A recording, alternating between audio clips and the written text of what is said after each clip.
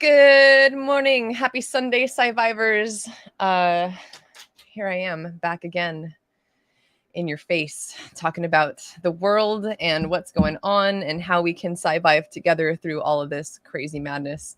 I was just in the green room with RG talking about how unprepared I am. And she was like, that's great because I don't prepare either. And then I hit the countdown and forgot that like boots us. Anyways, so here we are.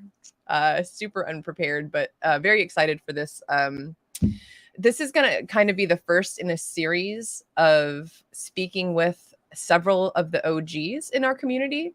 I thought that it's a good time and that it would be a good idea to reach out to some of these folks who this is not their first rodeo, right? This is not their first bear market. Not the first time that they've gone through, seeing their wallets just tank. And, I really wanted to just get a feel for what that's like going through it more than once, going through this multiple times. Like, does it get better every time? Are you going to, you able to deal with the highs and lows a little bit better every time it happens? So without further ado, I present to you the one, the only Captain RG3. Welcome, sir. Thank you. Permission to come aboard. And thank you. Yes. Thank you. So Permission awesome granted. to be here with you because I think you're brilliant. And, when I met you in Vegas the first time, got to talk to you a little bit and then just watched you and what you've done with SciVivor and everything. You're brilliant. I love this community and the people that it shakes out. And you just keep doing your thing because you're just a whole nother facet of the diamond here. That is the Hex community. Yeah, I feel that energy because, I talk about often that I talk about what I don't talk about, right? I'm not a TA person. You're not going to see charts here. We don't talk about coins. This really is for the kind of true believers and real like diehard Richard Hart fans and people that are interested in more than just like the surface of the financials, right? Like we go deeper here. And this is a channel where I really try to promote people speaking on a deeper level, like what has your experience been? Like, what have you gone through in life and how has SciVive or Richard Hart, how has that helped, where you're at now and those such sort of things. So I guess my first question for you is going to be how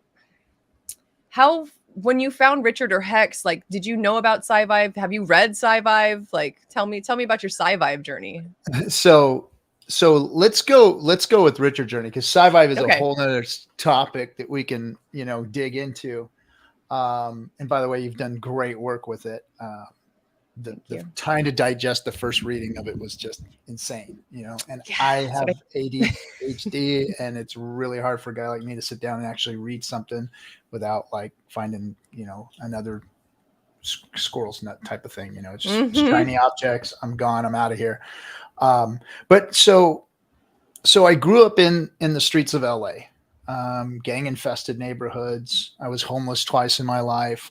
I'm from the streets. And, but I've changed all that over the last 27 years. My life has been a journey of improvement, going from gutter tramp junkie to a father, a guy who owns properties, lives in Southern California, worked a career for 30 years, and is a member of society, working in the crypto space and all that kind of stuff.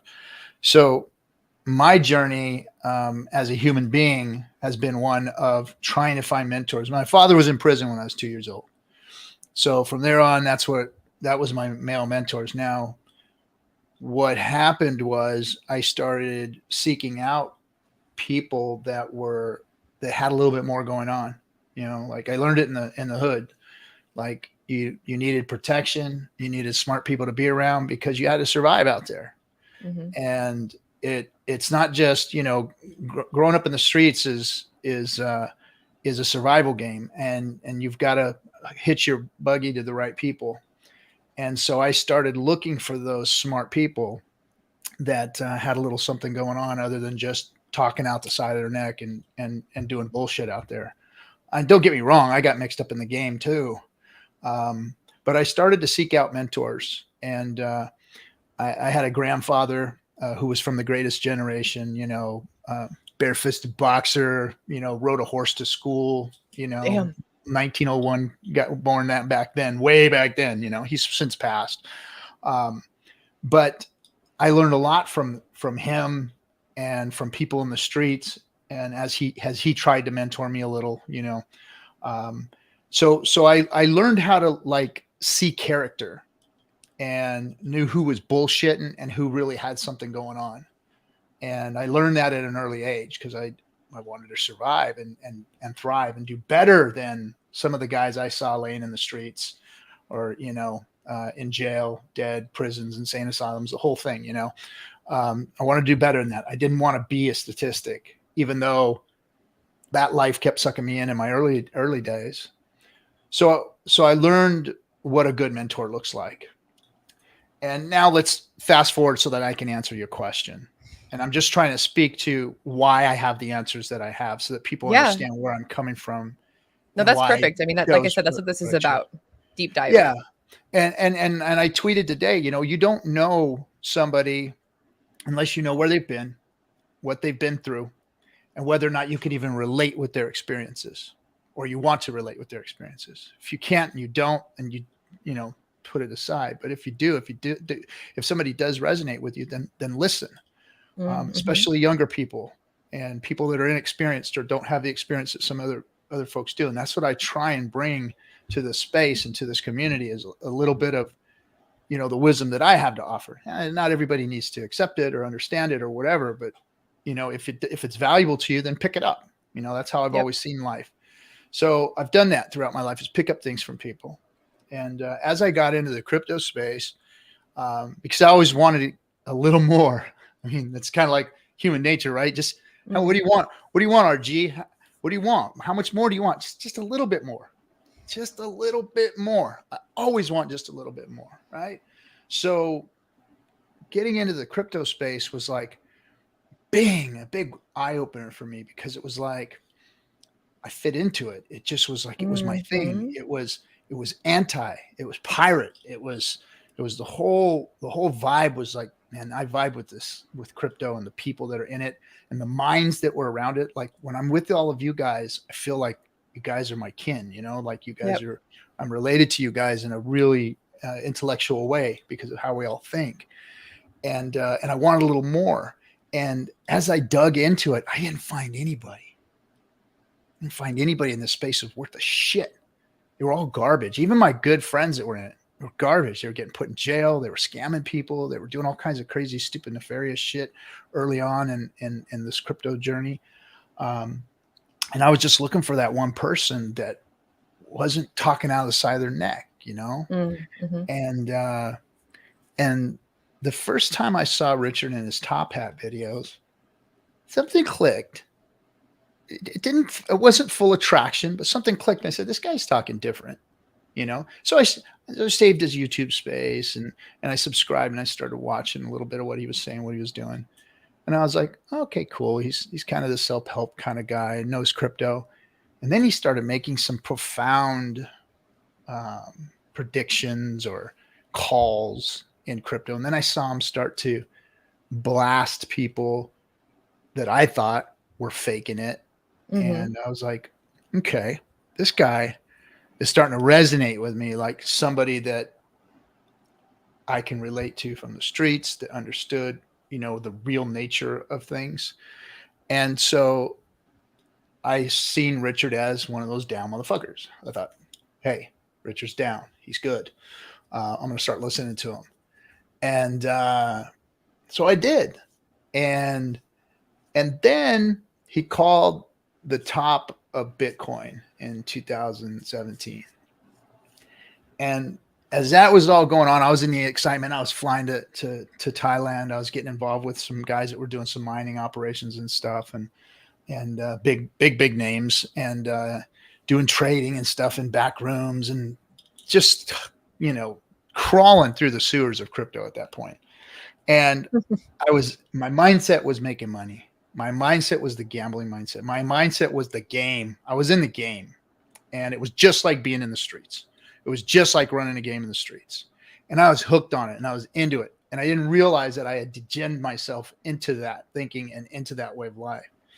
And when Richard called the top at that moment, I was fucking pissed at him. I hated him.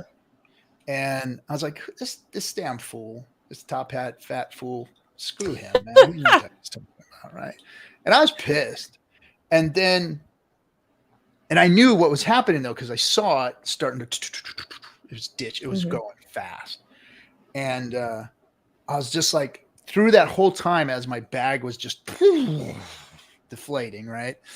And everybody that ran to the hills was like, you should get out of that thing, man. And no, write it down to the bottom, you know? And I did. I wrote it down to the bottom. And I was reflecting one day after that when I was very, very angry with Richard's call. For some reason, that thing just kept sticking in my mind, his call. And I thought to myself, well, wait a second, RG, wait a second. You are hating on this guy for what? And I realized it and I heard a big pop, and that was my head coming out of my ass. And I said, Richard was speaking the truth. That's why you didn't like what he said. And at that point, my whole mindset flipped. And I said, I've been doing this wrong. I've been listening to the wrong people. I've been doing the wrong things. I've been following the wrong path. This guy is correct. This guy knows what he's talking about. And this guy is somebody that I should continue to listen to because he did resonate with me before. So I did. I resubscribed, you know, and went into his Telegram rooms and all that kind of stuff. And then he started talking about other projects. And I was like, okay, cool. And he started talking about quantum physics kind of shit and that whole first coin that he came out with. And I was just like, a little over my head and stuff, but I kind of get it. Okay, I'll keep watching. And then he talked about Bitcoin Hex and how it was going to, you know, come out. And so I said, well, I'm going to start, you know, making sure that when this thing launches, I'm part of it because this guy is really speaking and resonating with me and he understands the crypto space. So yeah, that's what I'm going to do. And I did. And then I found out about SciVivor and started listening or started reading the very first. Richard sent it to me first and said, hey, here's the book for free, blah, blah, blah. Oh, thanks, man. I started to try and read it because I was communicating with him at that time. That was a little easier to communicate with Richard back in those days. Now it's like, you know, I hear from him every, you know, if it takes him a few days before he gets back to my texts and stuff. But now it's, you know, it's in my hands. I'm starting to read it. And it was just like, oof, it was just out of control for me. I couldn't read it until now recently, since you've started doing the audiobook and everything's out there. Now I can kind of hear it more. Now it's like a fire hose to me. Because everything coming out of this man's mind and brain is just like a fire hose just pouring out onto you. It's like constant, just boom, boom, information overload. But what I found about SciVivor to me is that Richard speaks the things that culturally, spiritually, mentally, through years and years of being on this planet and being through situations that I've been in. He's just reminding me of all those things that I've already learned or know and just helping me to put them into effect because I know most of these truths are self-evident that he lays out there, you know, and that's what I like about the audiobook is I can just sit there and listen to it and bang these things. And it just puts me in that conscious mind because see, for instance, in my culture, in my worldview, I guess I can say, the things that we do, ceremonies, any type of prayer, meditation, those kinds of things, they're just there to remind you because we all have it all in here already. We know right from wrong. We know all of these things already. We just need to be reminded. And that's what SciVivor does is it just reminds people.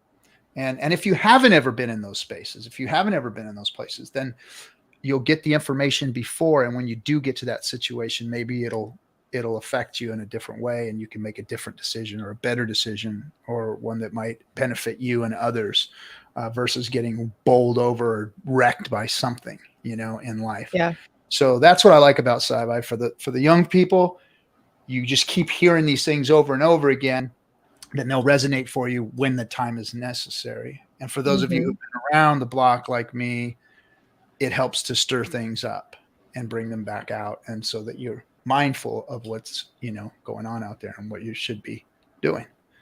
So that's kind of like, in a nutshell, my Richard Hart experience and my SciVivor experience and how it's kind of come together. Yeah. And that's a great point about I really resonated when you said that it was things you already knew, but SciVivor and Richard helped you put it into action. Because that's so much like the point that he makes in the introduction is, if you have read this book and you haven't changed something in your life, read it again. Because your schedule, some hour of your day should now be dedicated or devoted to doing something different. So I want to ask just, a couple things that you touched on. I guess this is kind of a twofold question.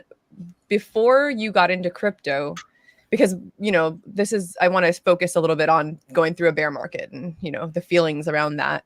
Did you have any like fiat experience with stocks and stuff, like going through a downturn before? Yeah. Yeah. So I've been in the housing market in California for the last, 25 years. So I've seen booms and busts in that. I've also been, a holder of stocks and 401ks and all that kind of stuff for the last 30 plus years. And then I was alive and an investor when the first .com era came out. Built a business during that time. So I saw what boom and bust cycles do to new startups, to new businesses, technology. I watched the internet birth and come to light. I watched cell phones come out. So I missed the boat on a lot of things, Google. Remember a friend of mine telling me, buy some Google, buy some Microsoft back in the day before Microsoft was a big deal. I remember all those things, getting into the .coms, buy this stock, buy that stock. And I missed it. I was in there studying it, researching it, wanting to get involved, setting up, trading accounts and those kinds of things. And then learning about not trading and trading, because the older generation taught me, hey, this day trading stuff is, absolutely garbage. It's just gambling. You get in, you hold, and you use these things for retirement. You use these things for later in life. And any good financial planner is going to tell you those things. Because the first time I went to a financial planner, I said, yeah, I want to get this stock, that stock. And he's like, okay. And then I said, well, then we're going to talk about when we sell them. He's like, whoa, easy there, Turbo. We're not selling anything. You're putting your money into these things and you're holding them there. And then we're going to come up with a plan later in life when these things are going to be of value to you. Right now, they're not of value to you. Now, this is somebody telling me this back in, the early or the late 90s, And so I understood that concept. I saw kind of how Warren Buffett's concept was really kind of like more of the play versus the, stock traders, day traders play. So I understood all of those things, but I missed the boat tons and tons of times. And until crypto came, and I said, I am not going to miss this one.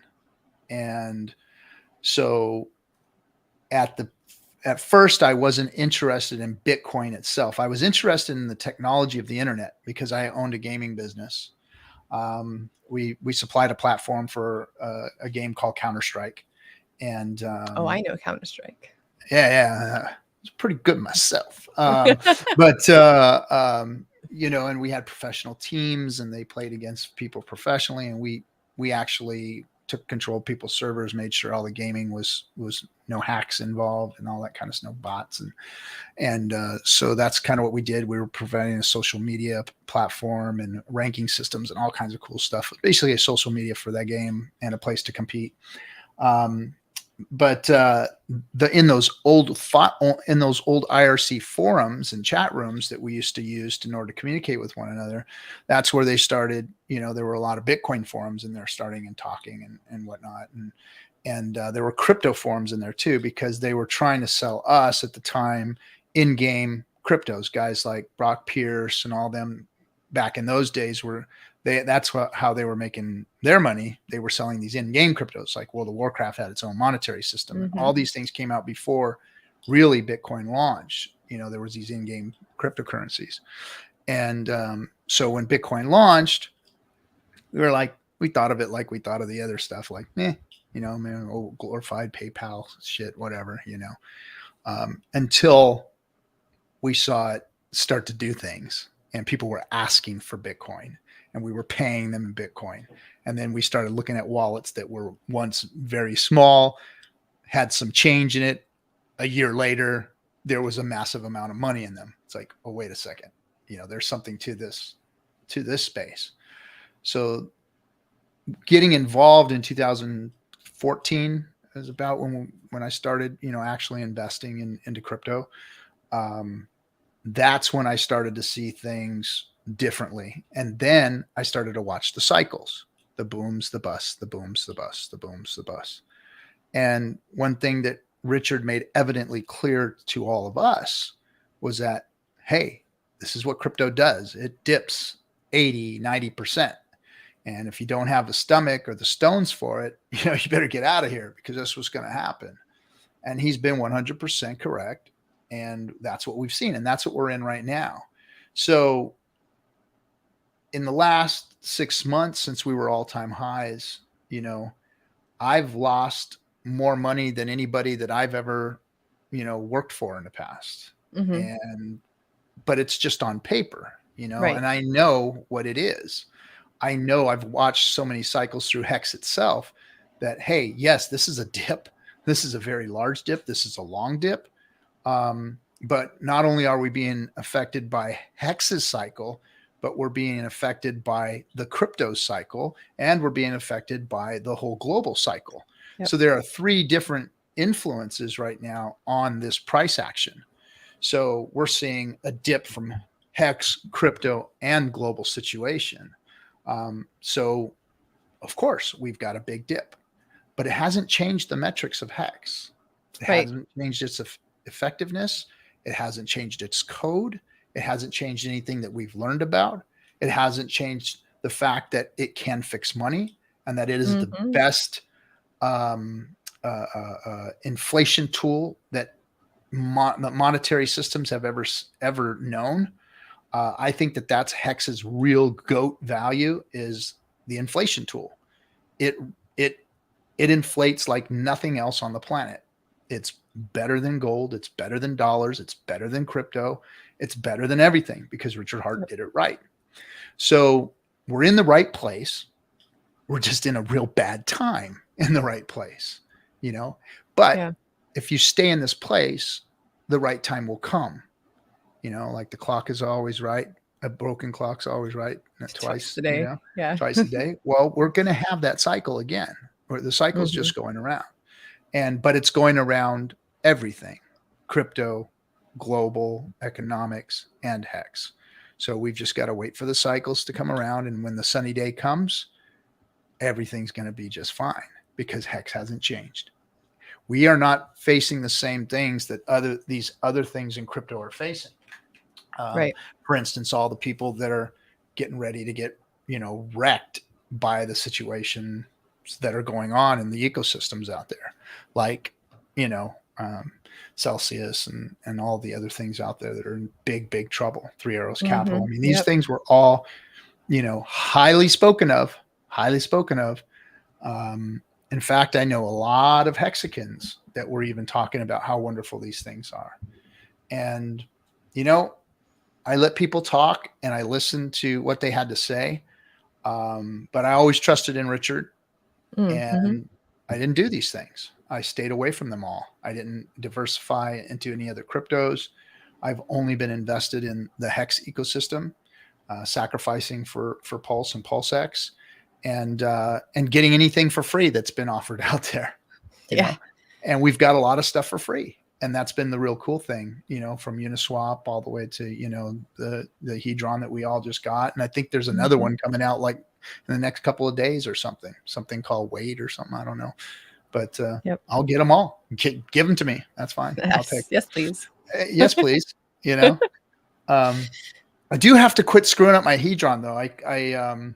I got a stake that came out, and I forgot to mint my damn hedron, man. Gotta mint that hedron. Have a little end stake checklist somewhere, right? you know. You know what? Let me write that down. Make end stake checklist, dumbass. There we go. Nice. So we're here to help. Yeah, that goes along with my DDDBC. I was going to say that earlier when you were talking about, you know, doing these things that Richard's talking about. And I was taught something, it's called DDDDBC. And it's daily disciplines done daily, build character. And if you're doing the right things on a regular basis, that's what starts building your character. So absolutely. 100%. And the 7 Ps too. You know about the 7 Ps? No. You never heard of the 7 Ps? I don't think so. 7 Ps is prior proper planning prevents piss poor performance. I've never heard that. You never heard that? Prior proper planning prevents piss poor performance. No, I've never heard that. I like it. Yeah. So that's a few of the acronyms I can remember just to kind of keep my dumb old ass in check. So nice. Anyway. So my next question is, you were talking about, you know, writing that Bitcoin down and down and down. Was that your first bear market experience? And like, either way, tell me about your first bear market and like how that felt. And if you even knew that's what was going on. Like, I held crypto in 2017, 2018, but I didn't look at it. I was not into it at all. So it was in a wallet somewhere and I did not touch or like think about it. It just happened without you even being there, which is a good thing, because then you didn't have to play the game, which was good. Right. So this is my first bear market, basically. Okay. So yes, I was there, very active and very observant of what was going on. So that's why I was so emotional about the situation. And when Richard called the top and he said we were going to do a 3-year bear market, 3-year bear market, that's like hard to swallow, right? Yeah. And that's exactly what it did, though. You know, it was like, go on and do other things and watch what I'm doing here in the next 3 years. And that's what happened. And it was like, just walk away, stay away from it and let it do what it's doing. So it was hard, and all dips are hard. All bear markets are hard, because what happens, most of us aren't prepared.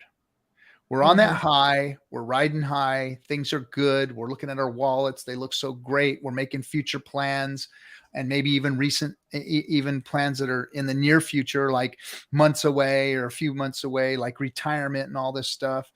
And that was another reason why I really didn't leave the job that I'm in. So I'm still working to this day. I mean, I don't have to, but I didn't want to have to rely on bear market funds either to, you know, survive every day, to live my life and afford the lifestyle that I'm used to living, and do it just on crypto. And if we did have a bear market, so always in the back of my mind, on top of, you know, I owed it to the company that had brought me in to help finish the project for them. So I've been helping them to finish this project, to, you know, anyway, it's been hard to do all the things that I've been doing with Discourse Syndicate and Kinetics and all the things we did with MCA and the Hex Investment Trust. It's been hard to do all those things and work and keep a family and stream and provide some value to the community and film a movie during the whole thing. So it's been tough. But now I forgot I lost my train of thought, what your question was, and I was trying to answer. Oh, just about the bear market, how you felt. The bear market. Like, yeah, what it was like watching, you know, your funds just tank. And it's not easy. It's not easy, you know, especially with how much value I've lost. You know, I was riding high when we were at the tops. It's like, wow, I've made generational wealth. You know, that was where we're at. Now I've lost generational wealth. I'm still fine. I'll be fine for the rest of my life at these prices. But it's nicer riding high. And for sure. But this too shall pass. This too shall pass. Absolutely. It is a bear market. It's not the end of crypto. It's not the end of Hex. It is just a bear market. And that's where we're at. And money doesn't disappear. It just moves. And we've just watched $2 point something trillion move out of the space and over the sidelines. Now, that doesn't mean it's not coming back in. Last time it did that, we were what, $850 billion market cap in 2017. And then now we jumped up to close to a $3 trillion market cap when Bitcoin hit 65,000. So look at where that money, that's institutional money. That's not just a bunch of us plebs getting in and putting a couple grand in and, you know, maybe throwing a 401k here or getting a loan or putting credit cards on it. That's not where that trillions comes from. That trillions institutional money coming in. And that institutional money moves. It moves fast. It comes in and goes out quick. And that's what just has happened, that we've seen a lot of institutional or enterprise money or whatever you want to call it go back out to the sidelines. And it's watching, because what I've seen in these cycles, and here's something important for everybody to understand, especially if you're just a little investor like most of us are. When we see a pump, what happens is these whales, big whales that can move the price, we can't move. If you can move the price of Bitcoin, imagine how much money you have to have or how big of a whale you have to be. So what they do is they move the price in an upward direction fast and furious. And as soon as that arch goes, all of the plebs get in. All of the NFTs get purchased for millions of dollars. All these things start to happen. The FOMO happens. So they all buy in, the wealthy and their big bags buy in. And then about 15% rise, maybe even more, 15 to 20% rise goes from there. And when they get that 15 or 20%, those big folks say, okay, time to pack it in. And they grab that 15 or 20% off of the top of the market. All of you plebs that got in, they grab it off the top of the market and they sell it. And it starts dipping. And when it starts dipping, the plebs get scared again. So they go from FOMO to fear. And when they go to fear, guess what they do? When the big money gets out, they sell another 15 or 20% down into the bottom. Guess what happens?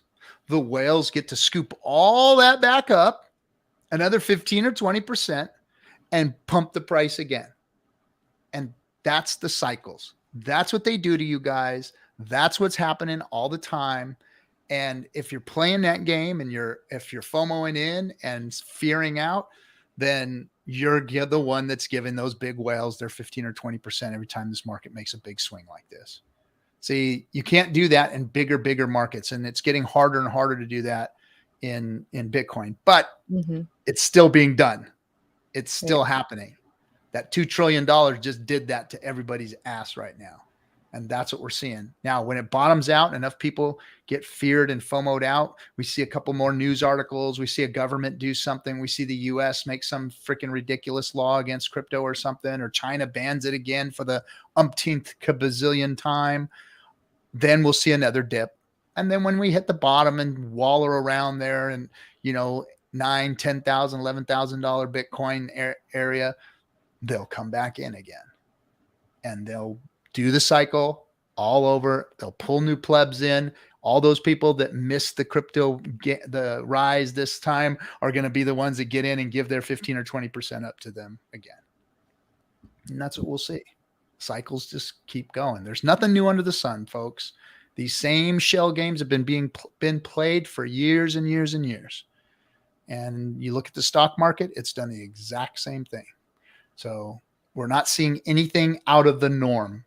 This is a little bit of a deeper dip because of all the externalities. But it's just a dip like any other dip. They always come back. Just like the housing market. It always comes back. Yeah, It's not going away. Money doesn't disappear, and neither does people's desire to go lead and have good lives. It's all going to come back. The pump is just not primed enough right now. The machine is slowing down and grinding to a halt. But like always, economies will pump back up. They will come back. They'll look a little different more than likely, but they will come back. Yeah, absolutely. So I guess my just a personal question that I'm thinking of. You said that last bear market, or I guess that's the question is, that 3 years of downtime, you know, where people just went and did other things and it was just the bear market for 3 years. Was that the last bear market that we had? Or like, has there been any? Well, there was like, there was a little fake out in there with that big scam that went down, that this gal that they're looking for now, I guess.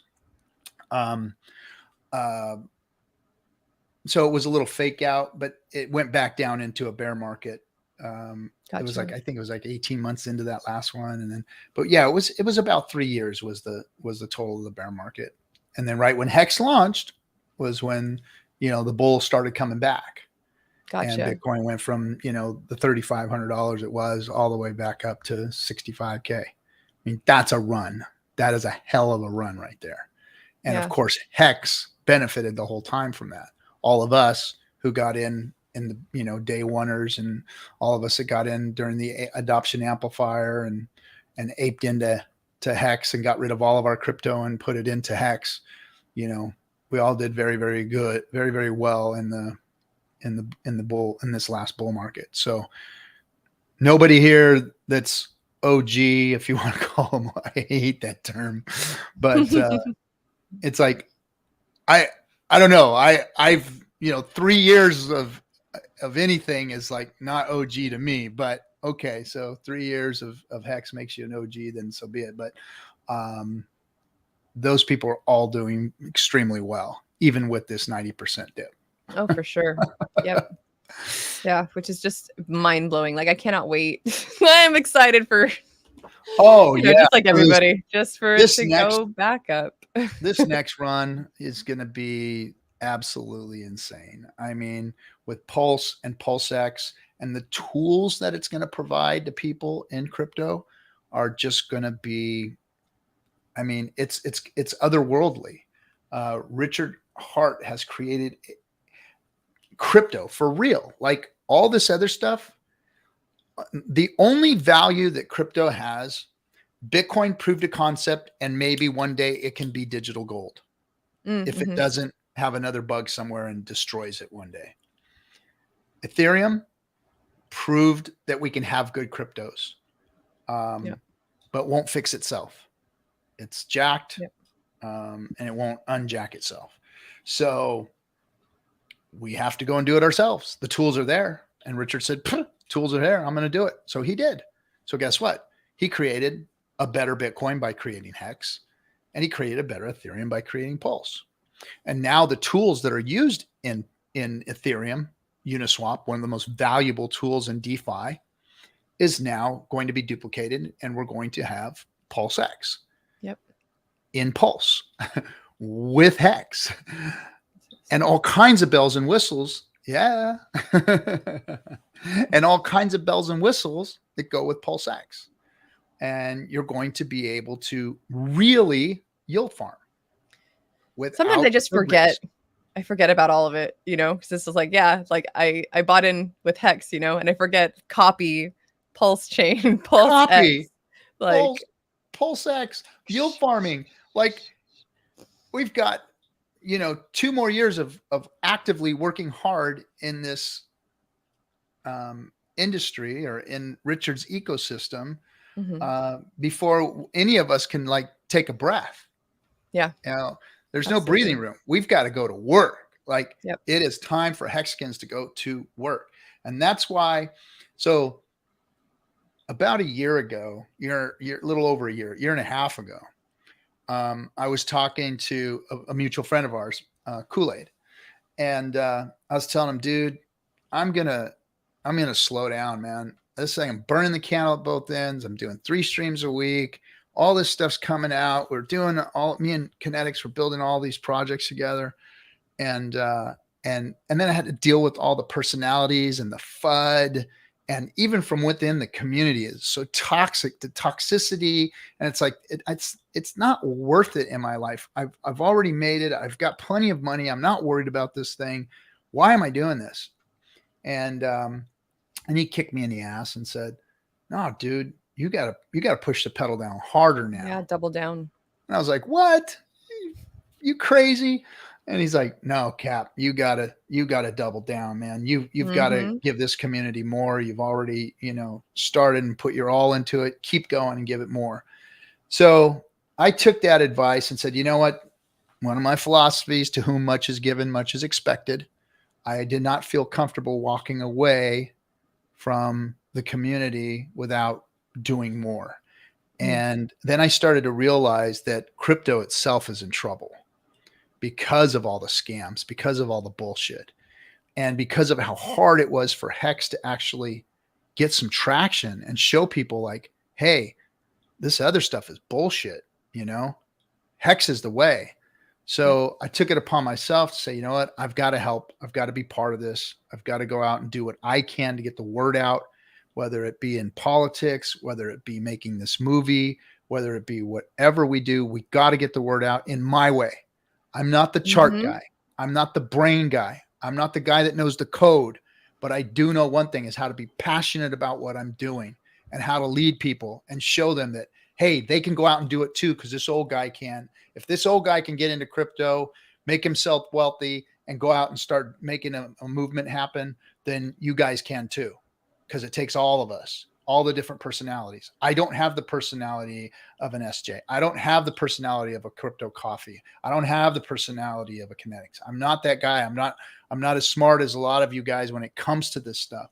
But I know that if we have a place that we can all continue to keep pushing, which is community, if we can get tight knit and help one another and lift each other up instead of trying to tear each other down and stuff, which that's a whole nother subject. I see a lot of that going on in our community, and it shouldn't be going on. I've tried to lift everybody up, even when I've had differences with them, even when I've had trouble with them, or they've said bad things about me or whatever. I've always tried to lift every single one of them up, because we need everyone.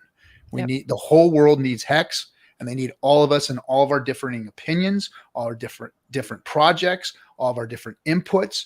Everybody, every human being has value. Every human being is sacred and has value. And that is like number one tenet. I see all the degens, the smart guys, everybody out there that picks up a microphone, puts a camera on, or jumps into a chat room and speaks to the people. I see them all as having value in this community. Every single one of them, whether making videos or, music or jewelry or anything, you're all equally valuable. And nobody should take that away from us. And nobody should be fighting another Hexagon for doing so. Now, when somebody does something bad to somebody else, or somebody does something to hurt the community, then okay, call that out. Call them out. Yeah. Call them out. But don't bring other people's projects down and other people's work down because you don't understand it, or you're turned into this Richard Hart maximalist piece of shit. I'm seeing some of these people that are doing this crap, and it's wrong. It's wrong. You should not be idolizing a human being to where it's so much that if somebody says anything that questions what somebody else says, that's weird. I'm sorry. That's fucking weird. If you just like back somebody up no matter what, and if somebody can't question that person, that's just fucking weird. You're a weirdo and you got some problems. You better start thinking and rethinking your life if one human being is going to stop you from engaging with others. I mean, I got a problem with that. I got a big problem with that, because I'll question Richard whenever I goddamn well please. And I don't care what you guys have to say about it. There's things about him that I don't like. There's things about him that I think are cringe. There's things about him that I don't think he's right on in this book. But that's my opinion. And it doesn't take anything away from my respect for him or what I'm doing to help him and what he's trying to drive. I'm with him on that. But that doesn't mean I have to agree with him on everything. And I'm not going to go after other people for not, understanding that, Yeah. He's building this, Pulse Chain is being built not just for Hexagons, like that's, people need to remember that, like this chain is being built for the whole community, like for the world. This is for the world. And that's how we have to start thinking, is that what Richard has done is for us to take to the world. Hex is for the world. Hex fixes the money. Fix the money, fix the world. Hex fixes that. So guess what? We've got a bigger mission here, bigger than Richard. Yeah. And bigger. I want to get into that. I want to touch on that, especially considering, you going to DC. I want to say what's up to the chat. I don't often do a lot of chat back and forth on my streams, but I I try to at least acknowledge everyone. So I'm just going to say what's up to everyone real quick and highlight a couple comments that I saw here that maybe we can talk about before we get into fixing the world and government, because that's a huge point that I want to get into. So what's up, Z? Hexiest man in the world. Nice to see you. Godfather J6, Jason James, Brizology in the house. As Holler, DJ Pollywood with the good vibes. Always with the good vibes, Pollywood. Jerry Oaksmith is here. Mayo, Susie Q. Good morning, Susie Q. Always good to see you. Oi Oi from Red Squirrel. We got Nate J. Hex Huddle Steak Hex XYZ. Metallic Elmo. That sounds Elmo. just like I'm thinking of like OG. Elmo. Like OG. rocking out. Elmo's an OG. Nice. Well, welcome. Thanks for tuning in. Finbear, always good to see you. Completion fails. Chris Side Effects, oi oi, friend of mine in the house. Crypto Stylist. Let's see. Tin Tops up in here. Unimax. Torrent Sonic Pulse. In here. Yeah. Hey, what's up, Corrito? Conversation with her a little later here. Let me see. Hold on. There was a comment. This is a good one. Everyone should be buying more Hex than all these Pulse coins promises people have been. Well, you know. You gotta look into the projects, you know, like I'm not gonna say not to buy any new project coins because there's a lot of really cool stuff being built upon the Pulse chain ecosystem. Torrent Sonic Pulse, not sure if I said hi, but hi. DMT, RH Max, good to see you. Love what you're doing. All your content is awesome. Thanks for the support. Sandra Larson, hey, good to see you. And then Moneyman, Diamond Heart Frequency. This was a comment that I saw that I wanted to bring up here. So he says, or they say, you give me hope, RG3, ready to buy at 1 cent, but now Bitcoin's not going to make that many X. We all know that. Will crypto still be here in 10 years? Any comments? I get that a lot, right? Like when I'm trying to tell friends or family about crypto, I feel like that's one of the biggest concerns is, you know, like you staked for how long? Like, you know, is this stuff even going to be around? What if solar flares? What if, you know, this, that, and the other thing? So what if grasshoppers have machine guns and birds wouldn't fuck with them, right? Yeah, there's a lot of what ifs. And exactly. But, you know, in 10 years, in my opinion, there's only one thing that can destroy crypto. And that is legislation, or hurt it anyway, or make it difficult, make you have to leave the country of your origin, or those kinds of things is legislation. That's why I've been banging the drum and going to DC and banging the drum for getting to work there. Look, I'm a patriot. I served my country. I was a Marine. I believe in this country. I'm also Native, half breed. This place is important to me. This country is important to me. I don't want to leave it. I don't want to leave the greatest experiment in country that's ever existed, in my opinion. So being that patriot, I believe that we can fix things and make them right. Now, that's a daunting task. I understand what it takes. A lot of people don't understand what it takes to fix this. And when I get down to the nitty-gritty details, it's about things like Citizens United that have taken the power away from us people and given it to the moneyed interests. And we're all playing the moneyed interest game. We're all getting mad at government.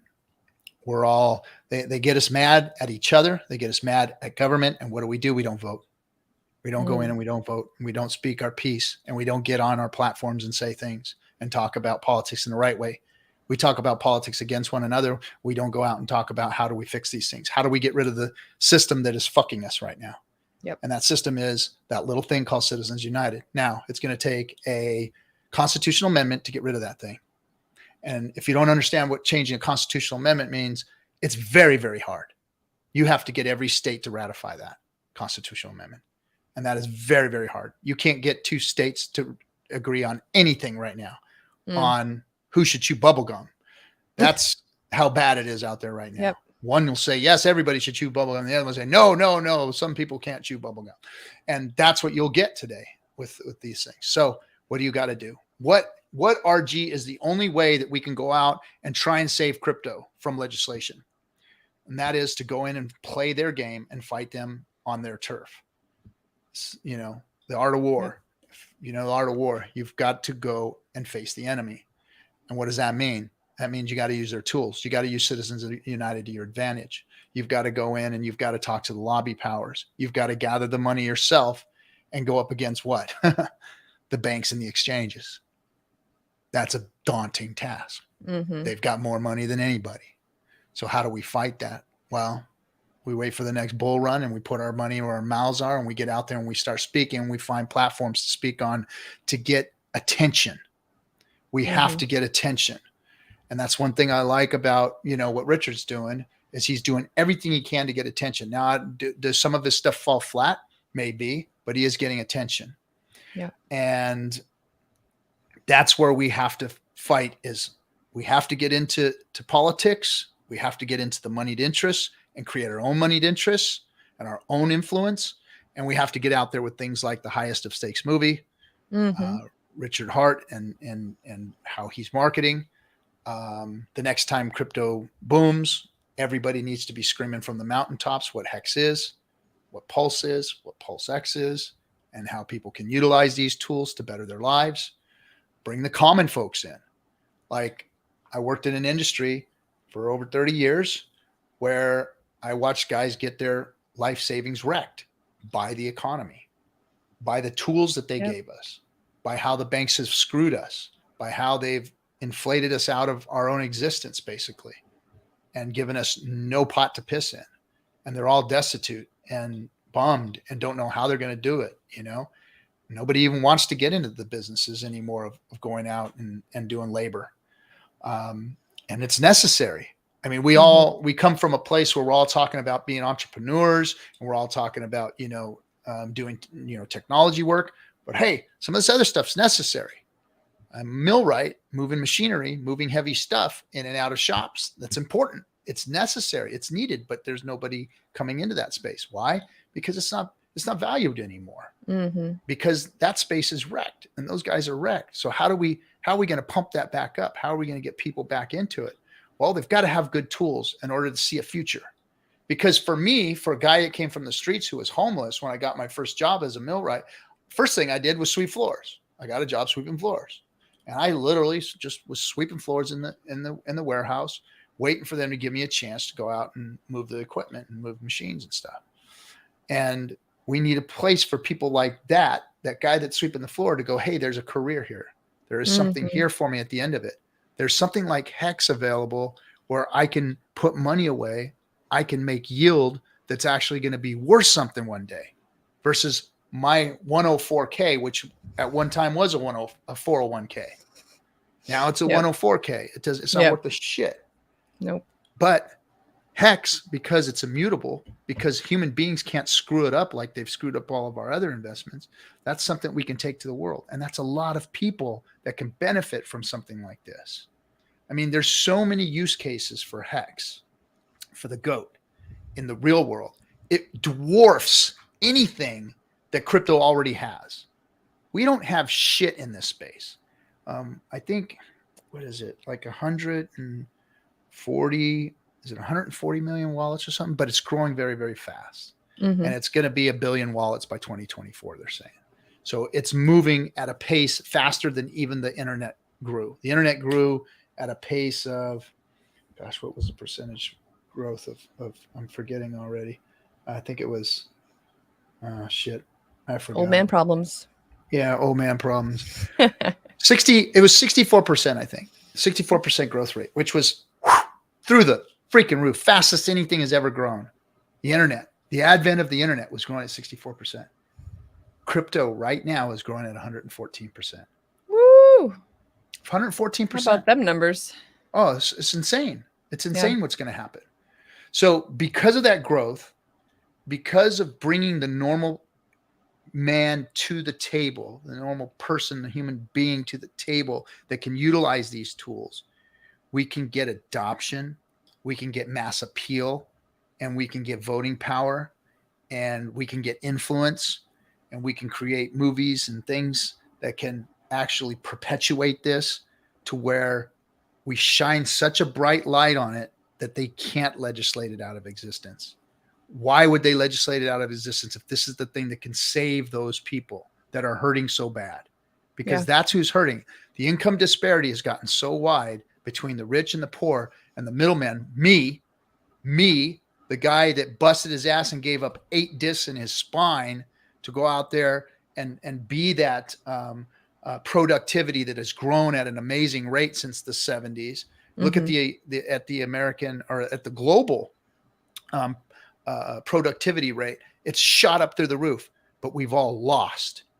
We've lost, even though the rich have gotten richer and the poor have gotten poorer. We are the ones that have lost. So something like Hex can actually change that and fix that, because that's what needs to be fixed, because the masses of people are angry, hurting, and looking for something. And all this bullshit that they have us fighting over, politics and semantics on this law and that law and all this bullshit. Look, we all agree on about 90% of stuff. Human beings. When I sit down with another human being and we really talk from the heart, when we really sit down and talk from the heart, you want the same things as me. And I want the same things as you. And I want those things for you, and you want those things for me. There's only 10% of these little differences that we ever don't get along on. And those are the things that we can push aside and just agree to disagree on and give each other halfway in between. That's what we should be doing. But we don't. We focus on these 10% of differences, and we fucking fight to the death over those things. And we destroy and turn our backs on all of the important issues, which is really life, liberty, and the pursuit of happiness, which is what we should be talking about tomorrow.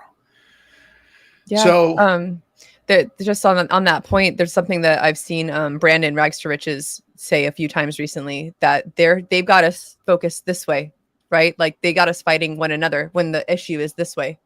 We need to be fighting up, and what's like all these puppets up, puppeteers up here, like that's really where the fight needs to be going. But they are consistently and constantly distracting us with all of these little 10% issues, making it seem like it's a much bigger deal, and that we are, much more divided than really we are. We're divided. They're just like making us focus on the wrong things of why we're being divided.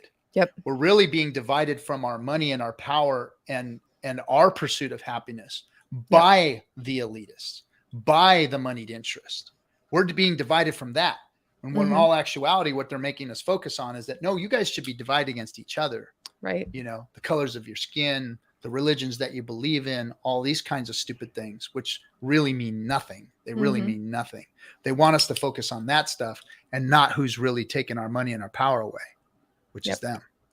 Exactly. And, and if we're loud enough and we all come together, we can change that. But until that happens, until we synergize, until we quit the stupid bickering and quit worrying about those 10%, and we take it to these people with the masses and with every tool that we have. The internet is the most amazing advent that man has ever seen. It is the baddest ass tool ever. And Web3 is going to even be better.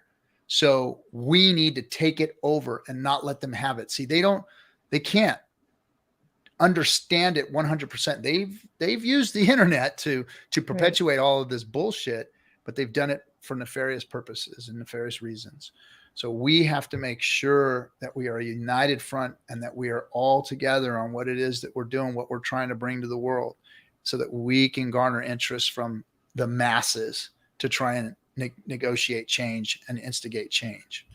And that's what I'm taking upon myself to start doing, is getting out there and being that guy that speaks with passion, that speaks with a heart, that speaks with wisdom from the past, understanding generationally, being raised by that greatest generation, having parents that were boomers, being an Xer, watching how amazing the millennials and the next generations that came after were. I mean, I'm in a perfect spot to be that bridge to say, hey guys, we fucked up in the past. We rested on our laurels. We didn't teach our kids right. Our kids missed the boat. And now you guys are here to pick up the pieces. Let me help explain history to you so that you can go make the right decisions and take this fucking thing back, so that we can start doing good things for the world again and move into the 21st century versus trying to go backwards. Yes. Which is what I don't understand, is why are we trying to go backwards? Why are we trying to move the needle backwards? And I think that's what they want. That's what the moneyed interests want, because that's their generation. They're trying to hold on. Still trying to hold on to it. Yep. So they want to switch the time back. Well, no, this is your guys' generation now. The others squandered it and mine slept through it.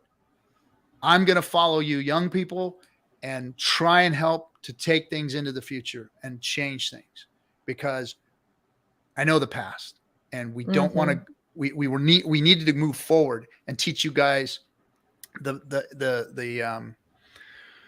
evils of our ways, the wrong things that we've done, the things that need to be done to fix it. Instead, we hid it for a couple of generations from them. And now you're being preyed upon by them. And it's not right. It's not right. Yeah. And that stuff is that, I mean, it's all coming to light, you know, all these things that have happened in the past that have been like programmed and, you know, just things that people thought were conspiracies. No, like that shit is actually going on. I'm going to address chat real quick again. And then I have a question that backtracks a little bit, but I think it'll be good for clarity's sake. So let me go back where we were. Yes, Sequoia Stone. Hello. Good to see you. Oh, Sequoia. You. Another good to see you. Brilliant mind in the ladies community of Hex. Absolutely. And speaking of brilliant ladies, Sandra Larson says, everyone is getting wrecked. We are the shining city on the hill. Shine. It's all we can do. They will see the light in their own time.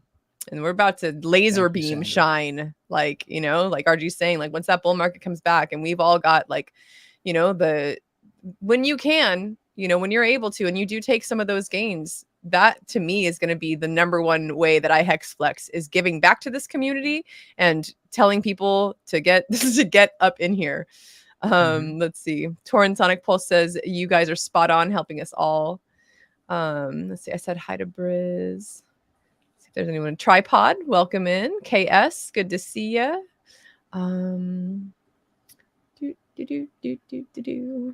Wall Street Brizology says Wall Street would rather buy fake Bitcoin than real Bitcoin. True. They don't know. They don't understand the difference. Who else we got in here? Davis, DMT. Not sure if I said hi yet, but hi again. Let's see. And DMT says politicians and the media polarize the 10% differences between us intentionally in order to divide, conquer, and keep us at the bottom. Exactly. You know, that's exactly what we're saying.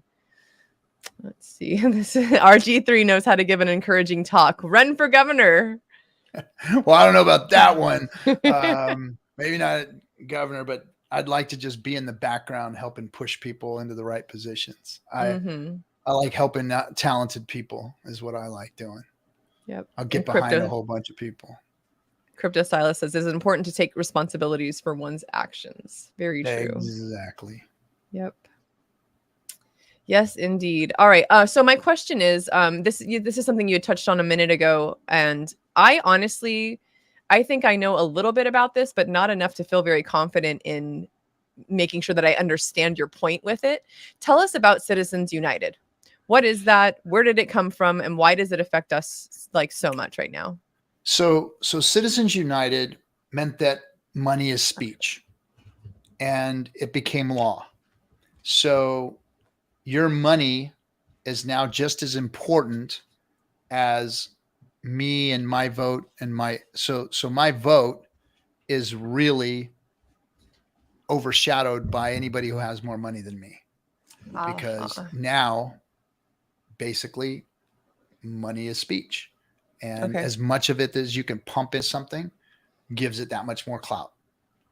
And if you look at history here recently, since this has happened, you can literally go in and beat the house by betting on every single candidate that has raised more money. I think it's somewhere around the range of 95 to 98% of the time, the candidate that raises more money wins the election. Uh-oh. Guy That's goes. My cat. Oh. Oops. Just fell. Oh, he sounds hurt. Or is he just pissed? I think she's just pissed. Hold on. You want attention? There we go. Hey, good looking cat. Yeah. Anyways, continue. So that's what Citizens United is that money is speech and money is power. And it gives, this is where all of the lobbying comes from. The super PACs come from, the PACs come from, moneyed interests. So what they've done with this law is they've created an area down in DC called K Street. And K Street is where the lobby houses exist. And what the lobby houses do is they manipulate our government. They're the ones that are really pulling the strings. So everybody who's mad at all these individual politicians and whatnot, and, oh, I don't like this guy or that guy or this gal or that gal, you're wrong. It's really about their puppeteer who's got their hands up their back. And that's where the real problem is, because what happens on K Street is these lobby groups write laws. They literally write the laws, not our politicians, not our Congress people, not our senators. They may put their fingers in it, but they don't write them. What's written is done in K Street. This legislation that's to be passed is handed to them. And this is just a very vague way of explaining it. I'm paraphrasing and all that. Yeah, kind of good that's stuff. good. But just so that people can understand what's really happening. So when they write these laws, they hand them to their congressperson, their senators that they give money to. And they say, this is what we want you to pass. And whether it's tax law or environmental law or property law or whatever it may be, this is what we want you to pass. So take this in. And they'll take it in and they'll come back and go, no, I got this many people together and this is what they want to take out of it and put in it. And they'll go, okay, well, we can accept that if you can get that many people with it and this and that. And, well, you can't take that out. No way. Well, I'm sorry, I can't do anything. Okay, well, guess what? If you don't get this part of this law passed, you see this person right here? Come here. This person here is going to primary you from your own party and take your job next year, because we're going to fund this person instead of you. So now go back and get that taken care of. Gotcha. Going right back and taking care of it. And they do, and they go. And that's how the moneyed interests affect our legislation, by providing protection. It's a protection racket is basically what it is. Those politicians don't want to get out of their cushy jobs, or they may have went in there for certain reasons, and those certain reasons they really feel strong about, and they're willing to give on other things in order to continue to work on the things that they're trying to work on. So it's a very intellectually and, gosh, I forget the words and things to say about it, but it takes that person to a different place. And it doesn't allow them to be who they are, because they have to deal with these moneyed interests now, versus going in there and doing what they were supposed to do for their constituents. Now they don't do it. Their constituents are now on K Street. They may go and talk to their constituents at home in their town hall meetings and everything, but they're just blowing smoke, because they're answering to the people on K Street, not to their constituents on town hall meetings. So that's where our politics have gone. And that's what Citizens United has done to us. It has created money in politics. Until we get money out of politics, until we get that changed, we will either have to play the game as they play it, or try and get that overturned. And I think it's a two-front war. We have to fight on both fronts. We have to go and try and change legislation by fighting them with their own on their own battlefield, with their own tactics. Yep. And we have to try and change that and get money out of our politics, because until that happens, the people don't get to speak. And until the people come together, we're never going to be able to go out and speak. Yeah, that's why I think I felt so disenchanted with politics my whole life, because I've known that for whatever reason, the little that I understood about the government and about politics was that it was corrupt as fuck, and that money rules it all, and that it doesn't matter what side you're on, or what group you're voting for. It's all just that there are powers that be that you do not see and do not hear about that are running all this. And it's really more in the open than we realize. We think there's like this dark web of, 5 rich guys that are controlling the world and the media and all this stuff. Drinking virgin blood and yeah, right. It's not that weird. It's really simple. Like you can, when I was down there, you can go to K Street and see these people, and it's loaded with restaurants and bars because that's what they do. They drink and eat all day with each other and talk and pass legislation and do all this stuff together. It's out in the open. It's right there. People just don't know about it. Normal people just don't know about what's really going on in DC. And if you were to go down there and realize it, it's like, oh, this wasn't about, drinking the blood of children and all this weird stuff that goes on out there. It's really about money, changing legislation to get favorable tax laws or to get pieces of property or to get resources or to get power or to help a different country to, and doing favors behind each other's backs for one another, for one oligarch or another power. That's all they're doing. They're playing the game the way they want to play it because they have the money, and they created power out of this money now. They created power from it. And we don't have the money. And now we don't have the numbers because they got us at each other's throats all the time. Yep. So it's a big shell game, and they've been playing it on us for a while. And until we wake up and get in there and start doing something about getting money out of our politics, we ain't changing shit. We're going to just keep having streams about conspiracy theories and how they, and this person and that person, and this guy and that guy, and drinking blood of children, and all this other crazy bullshit is going to go on, but nobody's going to get anything done because they've missed the whole point of what's really happening.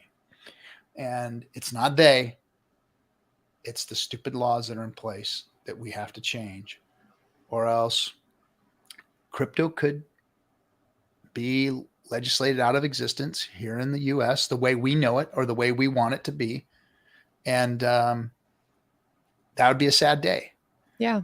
Now, that doesn't mean that we'd lose everything, but it means that we might lose a lot of our power and the ability to go out and help more people, which is what really saddens me, is that if we lose DeFi in some way, shape, or form to where people aren't going to be able to get it as easy or benefit from it as easy, then, we're losing. And we don't want that to happen. So we have to start coming together on this issue and start talking more about it and start making noise.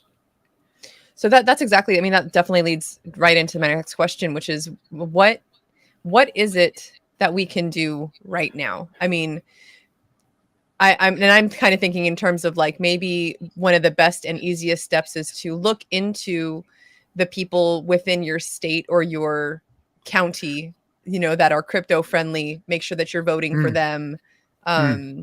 And then there's another question from Sequoia that we'll bring up after that, but just, kind of along that vein, like, what is it that's just normal, like non-crypto rich yet folks like myself, like, where should we start looking into helping the cause of crypto within our legislation? Well, something straight out of SciVivor which is my, what's the thing that I really love about SciVivor? What's one thing that Richard said? And Richard says one thing in SciVivor that really resonates with me. And that is, be really, really good at one thing instead of trying to be good at a lot of different things. I've always been a jack of all trades. But as I've grown older, I've realized that I do have certain strengths and certain things that I can do. And that's what I try to do here in this community, is go out and speak and to be the passion, to be that part of this, to be the heart of the community, to try and express who we are from the depths of our souls and what we're really trying to do here. And it's not just about, price go up. And it's not about, I'm in it for the tech. And it's really about, what can this do? Because changing the world is a big freaking deal. Yeah. And if we fix the money, and Hex does that, we have a tool that does that. So my passion is going out and speaking that into existence. So what can we all do? We can all do our one thing that we're really good at. If you're smart, if you know code, if you can speak to people about that, if you can teach it, if you can teach people about crypto, if you can teach people about hex, if you can stream, if you got a lot of money or whatever it is that you have, if you're a good organizer, get out there and do that to the best of your ability. Do your thing, first of all.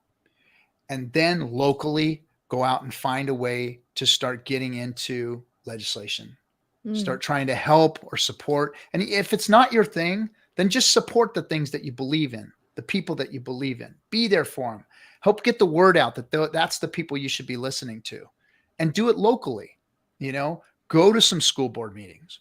Go to your local freaking HOA meeting. See who the people are. Get involved a little bit in the actual discourse of what's going on in your communities, and do it locally. And then start moving and branching out and seeing how you can affect that. Because if we all start talking like this, if people start understanding, look, the reason I was able to just hit the button, turn on the camera, and this old guy who doesn't know shit can get out and talk was because of Hex and because of Richard, because I stood next to them. Because I stood next to them. Just like when I was in the hood, if I stood next to the baddest motherfucker in the neighborhood, nobody fucked with me. Mm-hmm. If he had his arm around me, you were definitely not fucking with me. And that's the kind of shit that I did. And that's what I'm doing here. Hex and Richard standing next to those two, nobody can fuck with you, especially in the space. I can go and poke every single one of these furus in the eye and they got shit to say to me because I'm not the one that scammed people out. I'm not the one that gave people bad advice. I gave good advice for the last 3 years. Yep. Good fucking advice. I made people rich. I made people multimillionaires. This guy did. And that wasn't supposed to happen. That wasn't supposed to be it. I wasn't supposed to be the crypto guy that made people millions of dollars. But no, because I stood next to Richard and Hex, solid products, solid founder, no scams, no downtime, no problems. Because I stood next to them, I was able to help. So guess what? All you got to do is go out and stand with these people. Stand with us. And we can go and fix the world because Hex fixes the money. Stand next to Richard and Hex, and you can do it too with whatever your skill set is. Woo! That's fire. That's fire right there. I love that. Like, clip that later. Share that one out. Yeah. How does oh shoot. Gosh, I'm forgetting his name already. I got CRS, right?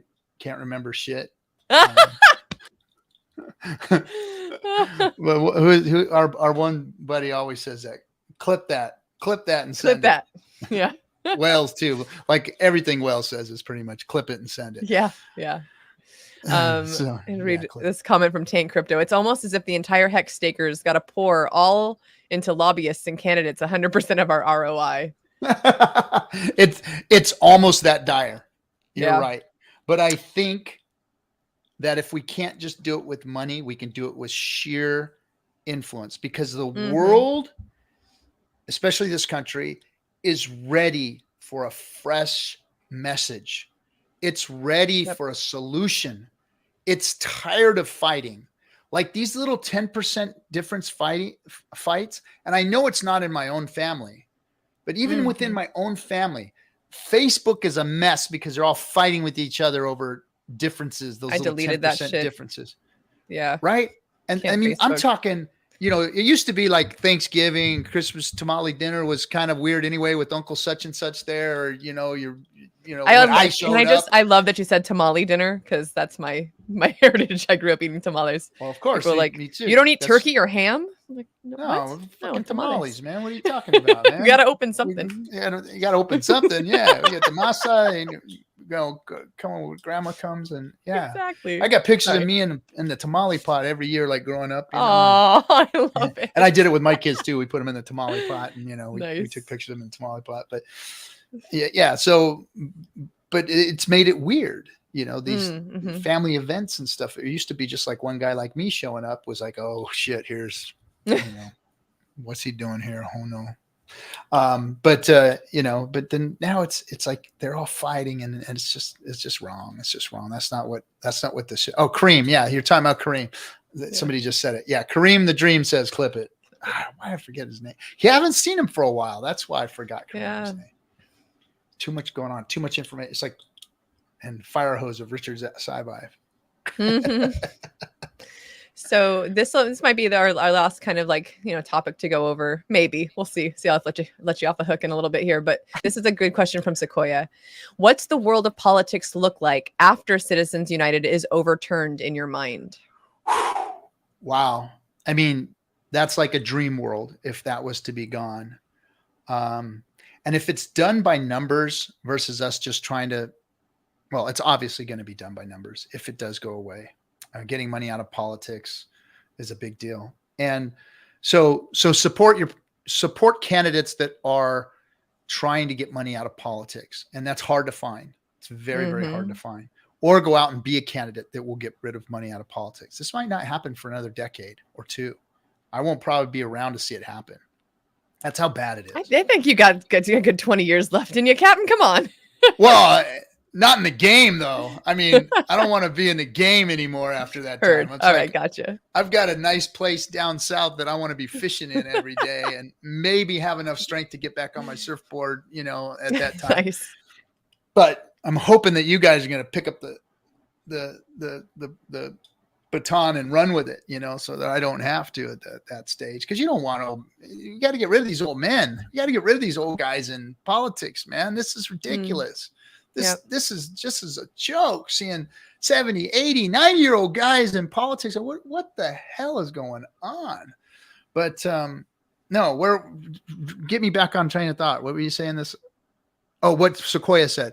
Yeah. What does that world look like? Yeah. So that world looks like us coming together and changing legislation through numbers, through us as people again, through popular opinion, through give and take, gray area versus black and white or red and blue, all that bullshit,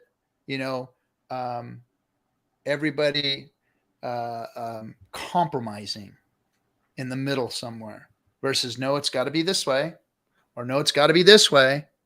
And then it's got to be weird, or it's got to be real weird over here.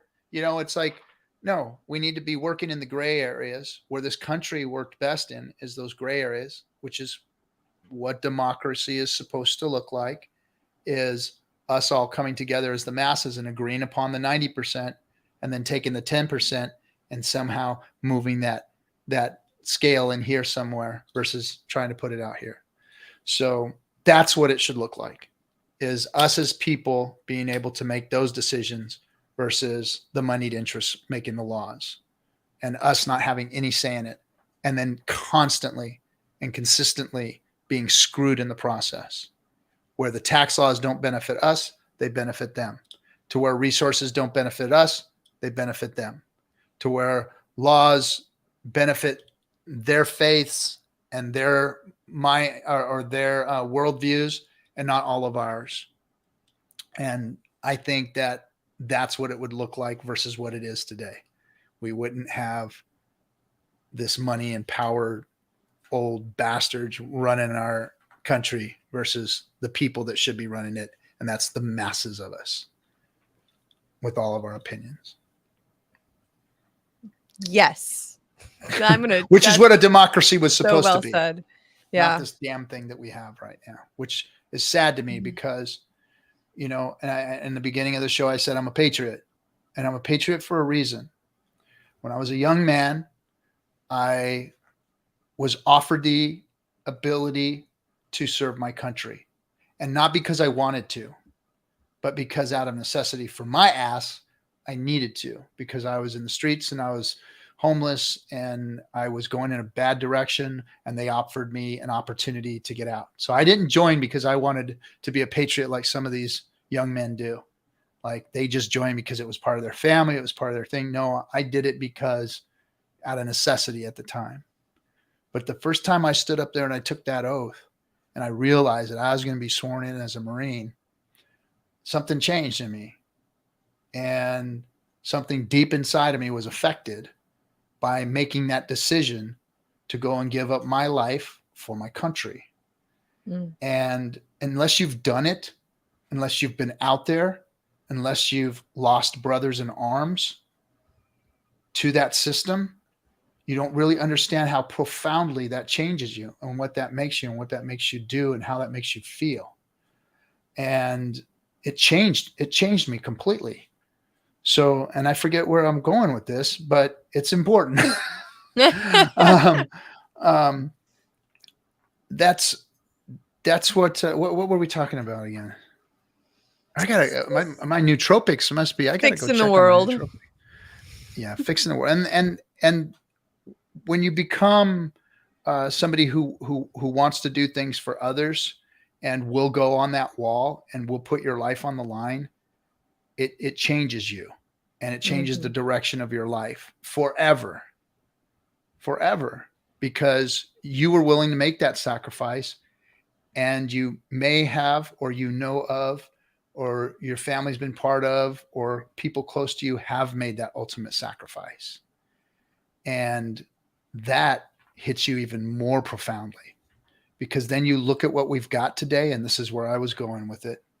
You look at what we got today, and it saddens you, because you're belittling it. It's not about, I see a lot of people running around with the flag, waving the flag, and disrespect my flag, and I'll disrespect your face, and all this kind of weird shit. It's like, no, man, you guys ain't getting it. You ain't getting it. I went out there and put my life on the line, and people died that I know, that I cared about, that I was next to as brothers. They didn't die for a fucking rag. They did not die for a piece of cloth. Don't ever forget that. Don't ever forget that. That is not why they died, and I won't let that I won't let people think that's why they did. They died so you can have the right to do whatever you want with that rag. That's what people need to understand. When the national anthem is sung at my house on TV during any sporting event, I'm locked and cocked at attention in my own home every single time. And I've got buddies that sit on the couch and watch and drink beer and wait for the fight to come on, or the baseball game or whatever. But they're the same guys that are mad at people for burning a flag or taking a knee or doing whatever. It's hypocrisy. Yeah. They don't understand. They use that for their own 10% of agenda bullshit. This country is great because the men that died and the women that died, that fought for it and stood on that line for all of your asses to go ahead and sit on that couch and not stand for the national anthem. That's what we did it for. So you can do that without me saying something to you. And I don't say anything to my buddies, but because of who I am and how I feel, I stand there at attention in my house in silence every time that national anthem is played. And I don't see anybody else doing it, but I'll hear them on Facebook screaming and yelling at somebody who burned a flag. Well, guess what? I put my life on the line so that guy can burn the flag, and for you to stay the fuck away from them and let them speak and do whatever they want.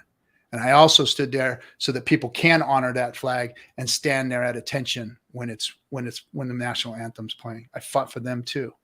So Don't ever get that mistaken. Everybody here is valuable. Everybody's opinion is valuable, and everybody has the right to freedom. We fought for freedom, not for a rag. On fire over here. Woo. And that's exciting to me. Like, hearing you be that passionate about your service, and what you've been through and what you've done and what that all meant to you. That really, having just that, just a little bit of help I did with the speech and, you going to DC, it lights a fire in my heart knowing that someone like you is going to be out there fighting on our behalf for freedom of movement and freedom of speech. And, that's what we need more of, and just like you're saying, you're doing that in your own way, and I'm constantly saying this on this channel. If you have something out there, if you're out there watching this and you're like, man, like that sounds like something I'd be interested in doing. I may not want to stream. I may not, do TikTok or create content, but gosh, I could probably go help and like do some kind of lobbying or do some kind of, supportive thing for, or even if you're a tech guy and you can come and help Mm-hmm. build websites or help people with their tech, or if let's just say you're really good at helping people organize, and you can get in there and help somebody with their schedule and all this kind of stuff. I mean, we all can't do it all. Like Right. I have trouble just keep taking care of my calendar and stuff. I need like an assistant to help, if you can do things like that, like that's the kind of stuff we need. Everybody's input, everybody's skills. And if you're really good at those things, go and help that person that is trying to do something else. See if you could add assistance to it. See if you can, oh my gosh, their website sucks. Let me help them build a better website. I can build a great website. Let me help you. Let me get involved in this way.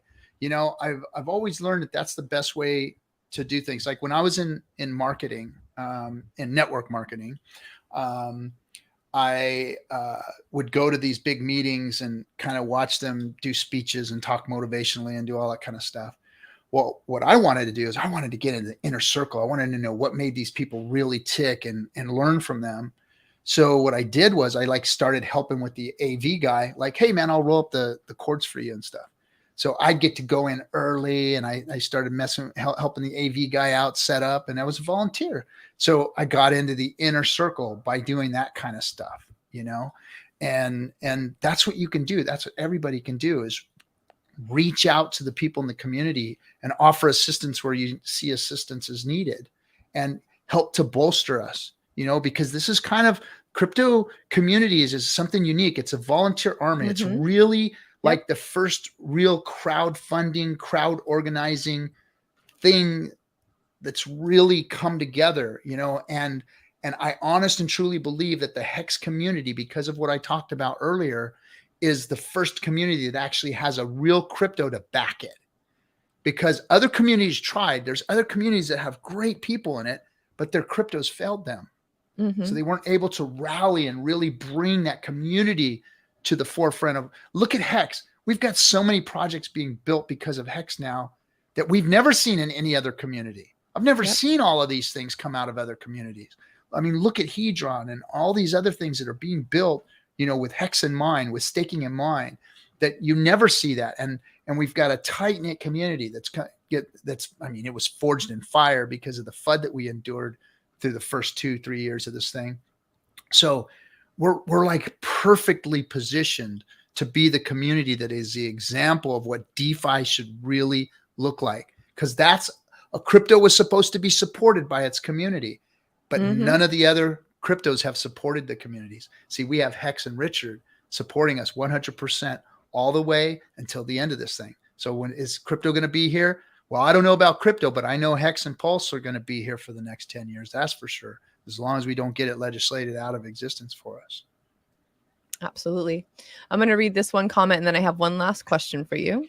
Tank Crypto says, Captain, you're a class act. What a brother to the entire community. Just putting it out there. Love your story. A Marine carried me over his shoulder from a subway one time. My brother. Yeah, I've carried lots of Marines out of the subways on my shoulders in many different countries. But it wasn't because we were doing something valorous. That's for sure. And look, you said something about what I've done.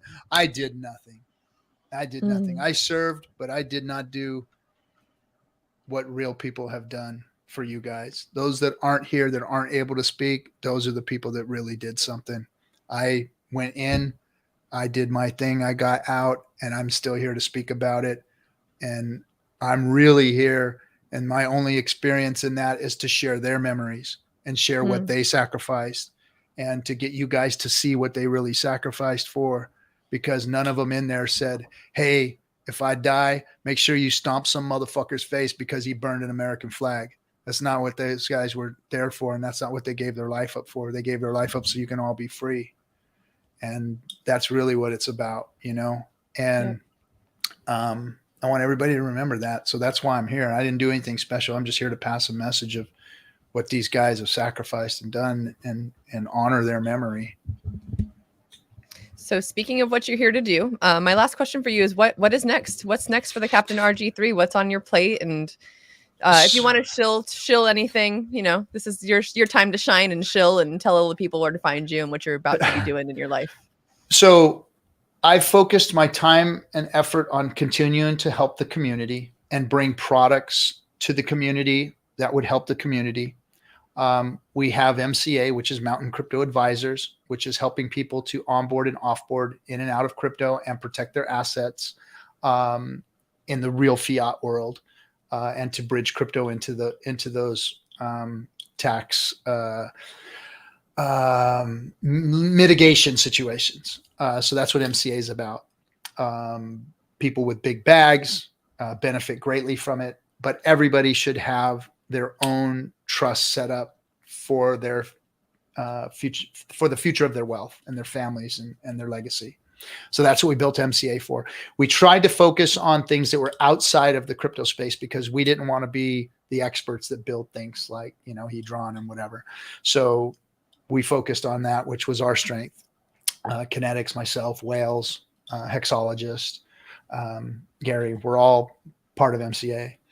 And then we created the Hex Investment Trust, which is basically hex scale, grayscale for hex.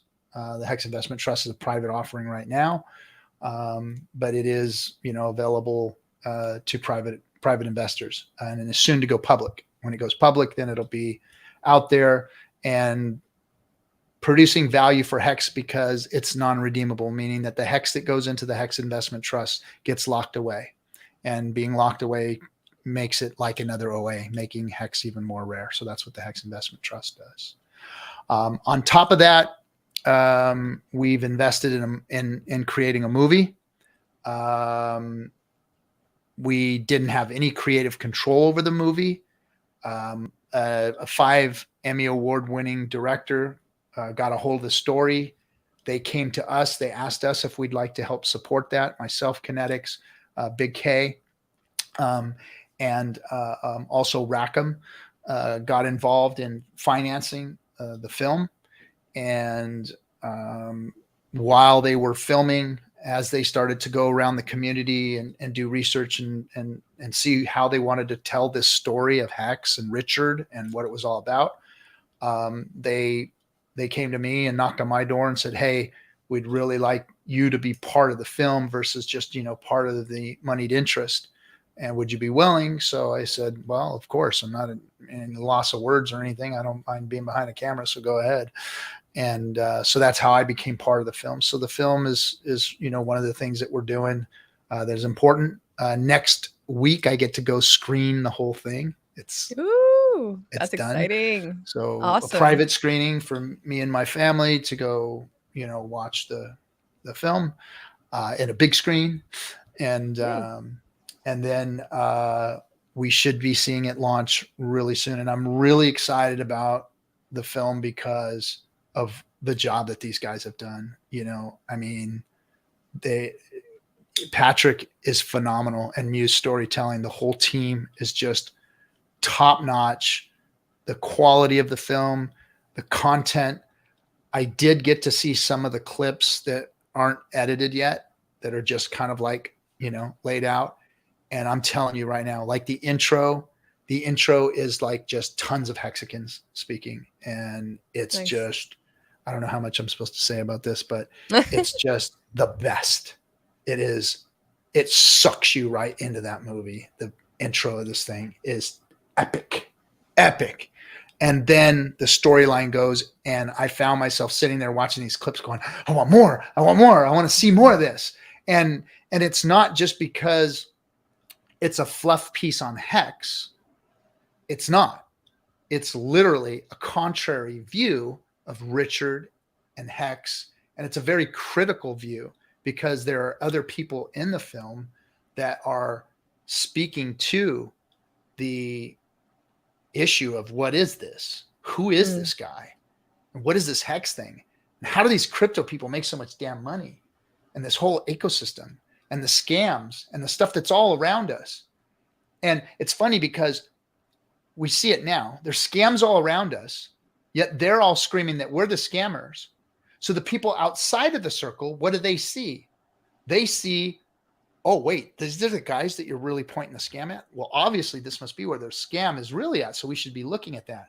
While all around us, everything else is scamming out and failing, and we're the ones that are successful. So the outside people looking in and trying to get through the noise of what's going on in the space, the story of what Hex is and how they're going to tell it is freaking phenomenal. It's done so well that I think this is going to be the biggest crypto movie that's hit to date. That's it will exciting. Be that big. And I wouldn't be surprised if they don't take this to a whole nother level and follow-ups and all kinds of, it's going to be awesome. It's going to be awesome. Yeah. They're going to have to, right? I mean, I heard that's already something that they're talking about, is doing like a second part 2. There's all kinds of cool stuff going on. I'm getting phone calls on the regular about it all. And it's taken on a whole life of its own, and they're excited. We're excited. Everybody anybody who sees it is excited. It's going to be great. It's going to be great for Hex and Richard and the whole community. I mean, it's going to really give us some mainstream voice, so that we can start to do the things that I'm talking about. Is when people start looking to us to see what we're all about, we have to all be out there and be out there loud and proud and speaking about who we are and what we're doing, so that when those people see that movie and they go and like, what is this Hex community thing? When they see who we all are and the characters that are involved, they're going to dive in, and our numbers are going to go through the roof. All the Hexicans that are streaming, all of them that got something to say. I mean, now is the time before this film comes out to start getting, if you're one of those people that wants to stream and starts to get established and be part of a voice, get ready now, because once that happens, come on down, it's going to blow up. It's going to change everything here, because we're going to get mainstream people looking at this. This isn't just the crypto space. Of course, they're all going to watch it. They're going to watch the shit out of it. Because, I mean, who hasn't? We've watched all the, that last scam movie that came out about they're all about scams. Scam. Well, guess what? This movie is not about a scam. This is about something that's being called a scam by everybody, including the crypto community, but isn't a scam. And they've got to figure that out. And during the movie, that's what they're doing, is trying to figure this out. And it is going to blow people's motherfucking minds. Nice. Sweet. Well, that's exciting. So that's it. And that's my shill. I mean, go to Discourse Syndicate and watch our streamers over there. We've got a lot of streamers streaming, and I do my show on Monday nights, chatting with the captain. When I have a guest, I do that, and then go on everybody else's shows when they invite me, which isn't very often. I get invited. So thank you for inviting me onto a show. Yeah. I heard you were crying about, just not getting enough. Nobody asked me anywhere. So. But I get it. Who wants this guy on their show? But I was like, oh man, poor RG3. I gotta ask him. Throw him a bone. Throw the old guy a bone. But and then of course on Friday nights our epic show, the Effin' Hangout, where everybody gets to come. Anybody gets to come inside the stream. Yep. I think after the movie comes, we might see some mainstream people just showing up on that show, because that'd be cool. I mean, it's always been there every Friday for anybody who wants to come in. And, we thought, I thought we'd get a bunch of haters in there, but we never have. Literally we've had Hexican on Hexican fights, but we've never had really like people come in and try and debate us. I think that the whole crypto space is now afraid of us. We've become so strong. We've become so feared, and we revere each other so much that nobody dare come in, because they know they're wrong now. They know they're all wrong. And now there's no debating it. There's no debating it. We won. We went to battle and we won. Yep. So Hexicans, raise your heads up. There's no casualties. We kicked all their asses. We killed all of the ones that Richard left for us to kill. They're done. We're the influencers now. The Hexican community is the influencers. We influence the crypto space, not them. They're all wrecked. The best of them are wrecked. The best of them are wrecked. Yep. And we're still here standing, even at a 90% dip. Yep. 90% dip, and I can still stand here with my chest pumped out and go, we won. You fools lost. You wrecked people. We didn't. Y'all, that doesn't make you bullish. Get them bullhorns out, baby.